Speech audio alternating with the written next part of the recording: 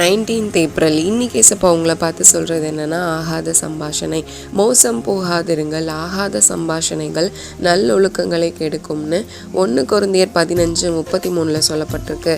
அதிகமாக நம்ம எப்படிப்பட்ட நபர்கள் கூட இருக்கோம், எப்படிப்பட்ட நபர்கள் கூட பழகிறோம் அப்படிங்கிறதுலையும் நம்ம குணங்கள் மாறும். சூழ்நிலையின் நிமித்தமாகவும் சுற்றி இருக்கிற நபர்கள் நிமித்தமாகவும் நம்ம நல்ல எண்ணங்கள் அழிஞ்சு போகக்கூடாது.